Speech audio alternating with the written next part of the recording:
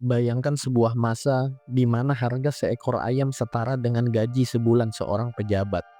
Di mana uang di saku Anda pagi ini bisa membeli roti, tapi sore nanti tak berharga lagi layaknya debu.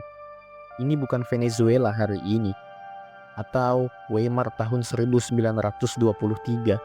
Ini adalah Kairo tahun 1403. Di tengah jeritan kelaparan itu, seorang ulama besar tidak memilih diam di Menara Gading. Ia turun, mencatat setiap penderitaan dan menuliskan sebuah tesis yang mengguncang, bahwa kemiskinan rakyat bukan takdir Tuhan, melainkan hasil korupsi sistematis para penguasa lewat mata uang.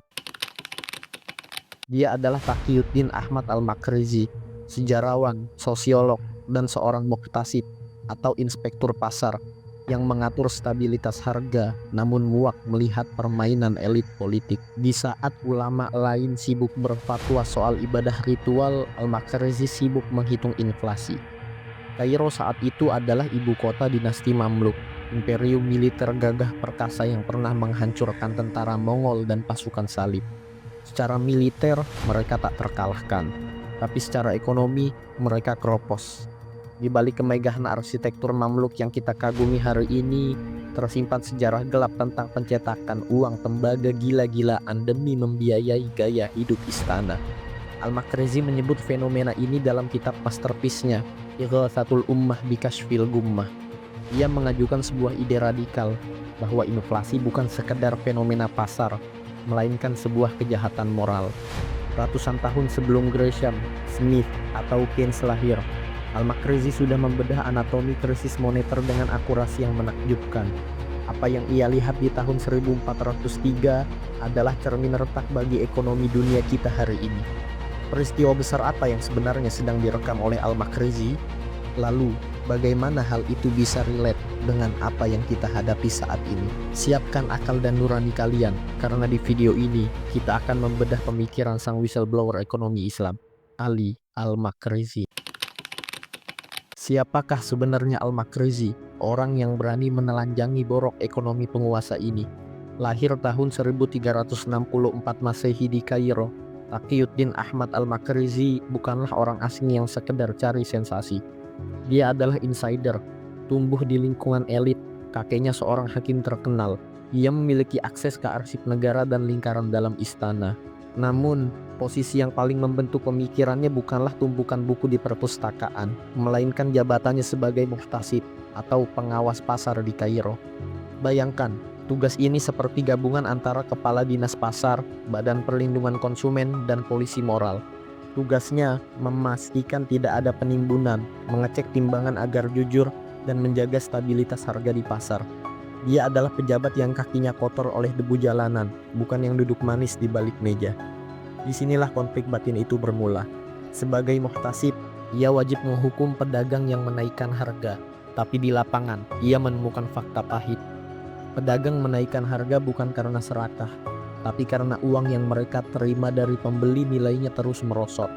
Ia menyadari sebuah ketidakadilan sistemik. Bagaimana mungkin ia menghukum rakyat kecil yang berjuang bertahan hidup, sementara pencuri sebenarnya duduk nyaman di singgasana istana, mencetak uang palsu. Rasa muak itu memuncak. Al-Makrizi memilih mundur. Ia meletakkan jabatannya. Baginya, inflasi ini bukan sekedar angka ekonomi. Ini adalah bentuk kezaliman. Membiarkan mata uang hancur demi keuntungan pribadi penguasa adalah bentuk perampokan massal yang paling jahat. Karena korbannya bahkan tidak sadar mereka sedang dirampok. Dan ternyata, keputusan mundur ini melahirkannya sebagai raksasa intelektual dalam peradaban dunia Islam. Berbeda dengan ulama tradisional yang hanya berkutat pada dalil nakli, Al-Makrizi justru sudah menggunakan pendekatan empiris.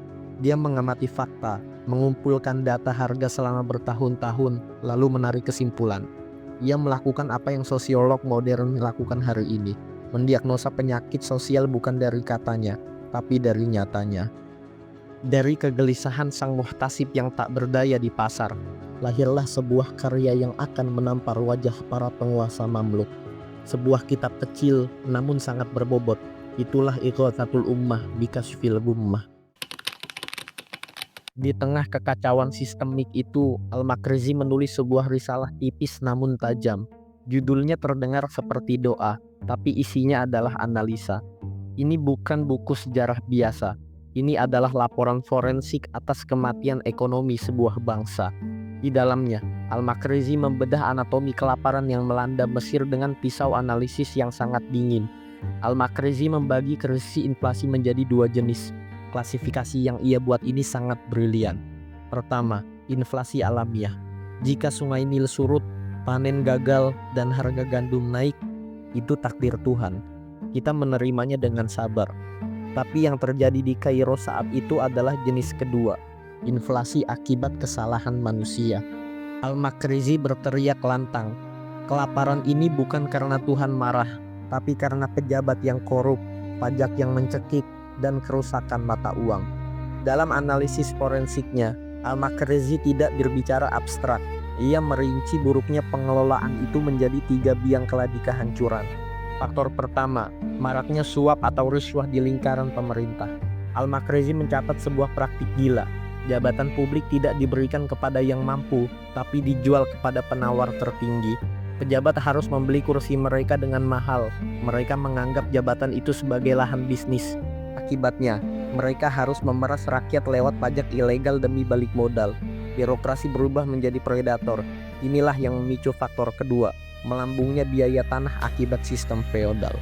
Tanah-tanah pertanian dikuasai oleh elit militer dan pejabat korup. Biaya sewa tanah digenjot naik gila-gilaan untuk membiayai gaya hidup mewah para tuan tanah. Efek dominonya mematikan.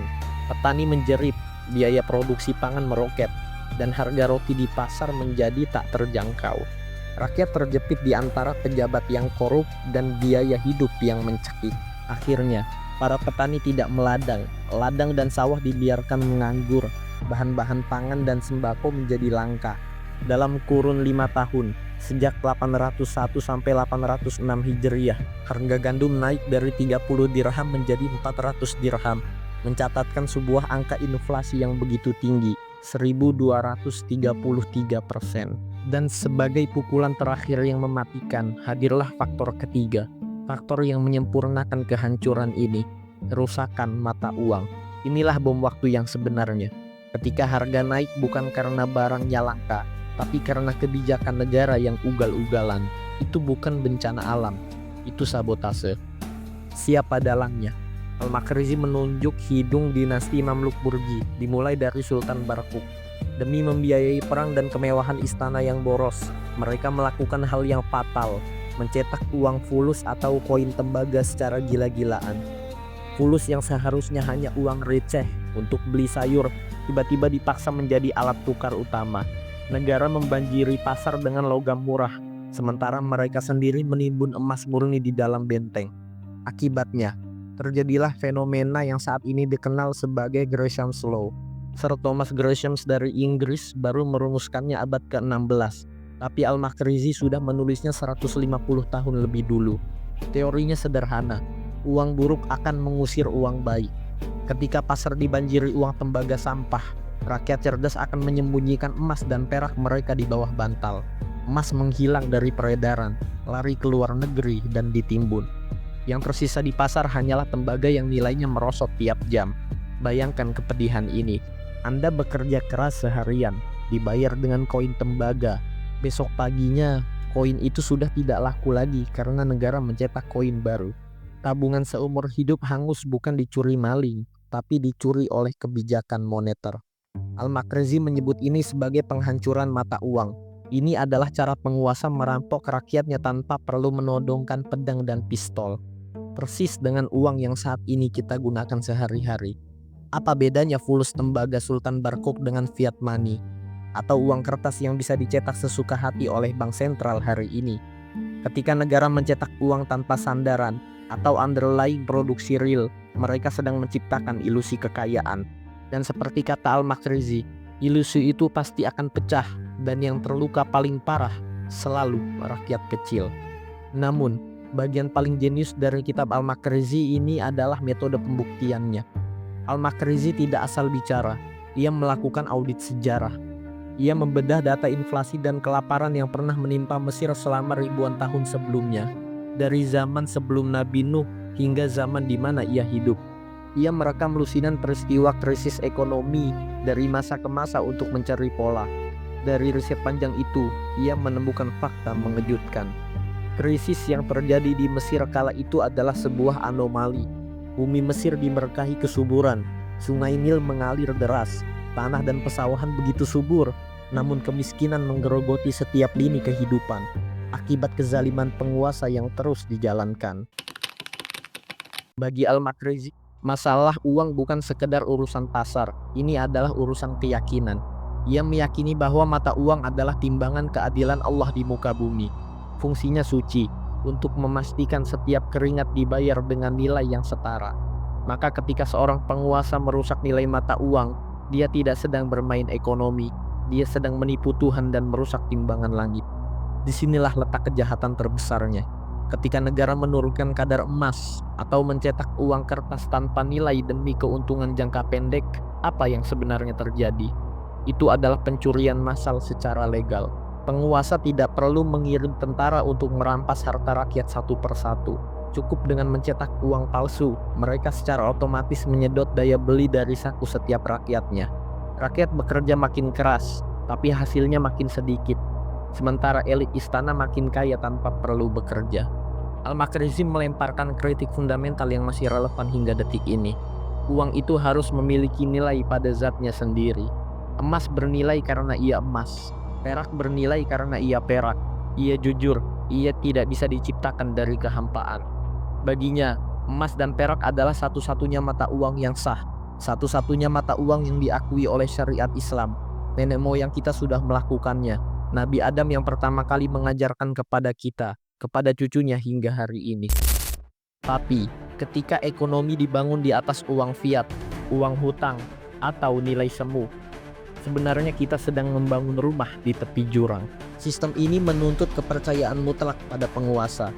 Tapi bagaimana jika penguasanya khianat? Bagaimana jika negaranya bangkrut? Uang di tangan rakyat menjadi tak lebih dari sekedar sampah kertas. Siapa yang paling hancur saat inflasi meroket? Bukan orang kaya. Orang kaya punya tanah, mereka punya ternak, mereka punya aset yang nilainya ikut naik. Yang hancur adalah kaum mustad'afin, kaum lemah, kaum tertindas, kaum marginal. Mereka yang gajinya pas-pasan, janda tua yang menyimpan koin di bawah kasur, buruh harian yang diupah murah. Inflasi adalah pajak tersembunyi yang paling kejam bagi orang miskin. Al-Makrizi menulis Ighathatul Ummah bukan untuk pamer intelektual. Ia menulis dengan tinta air mata. Ia menjadikan penanya sebagai pedang untuk membela mereka yang tak bisa bicara. Ia ingin memberitahu sejarah bahwa kelaparan rakyat Mesir bukanlah musibah, melainkan sebuah pengkhianatan. 6 abad telah berlalu sejak Al-Makrizi meletakkan penanya. Hari ini kita hidup di dunia yang dipenuhi oleh fulus. Uang kertas di dompet kita, angka digital di layar ponsel kita, semuanya adalah fiat, uang kepercayaan. Tanpa emas, tanpa perak, hanya janji di atas kertas. Kita merasa lebih pintar dari orang-orang Mamluk. Kita punya algoritma, kita punya bank sentral canggih. Tapi pertanyaannya, apakah kita benar-benar aman? Atau jangan-jangan kekhawatiran Al-Makrizi sedang terjadi lagi tepat di depan mata kita? Setiap waktu harga bahan pokok naik, sementara gaji tetap. Setiap detik, nilai dalam tabungan kita akan tergerus sia-sia. Itu adalah hantu Kairo tahun 1403 yang sedang berbisik bahwa sejarah tidak pernah benar-benar berlalu. Ia hanya berulang dengan baju yang berbeda. Al-Makrizi bukan peramal, dia adalah pembaca sosial. Dia mengajarkan kita satu hal fundamental, bahwa ekonomi bukan sekedar untung rugi, neraca dagang, atau angka statistik. Ekonomi adalah tentang keadilan. Ekonomi adalah tentang moralitas. Ketika uang kehilangan nilainya, manusia kehilangan kepercayaannya. Dan ketika kepercayaan hilang, fondasi peradaban akan runtuh. Camkan kalimat ini. Sebuah bangsa bisa runtuh bukan karena miskin sumber daya, dan juga bukan karena kalah perang. Akan tetapi, bangsa akan hancur karena pengkhianatan dari dalam. Bagaimana menurut Anda? Apakah sistem uang kertas kita hari ini sudah adil? Atau kita sedang menuju krisis yang dicemaskan oleh Al-Makrizi? Tulis pendapat Anda di kolom komentar. Mari kita berdiskusi, karena di Anatema kita akan terus belajar tentang apa yang dunia sembunyikan hari ini.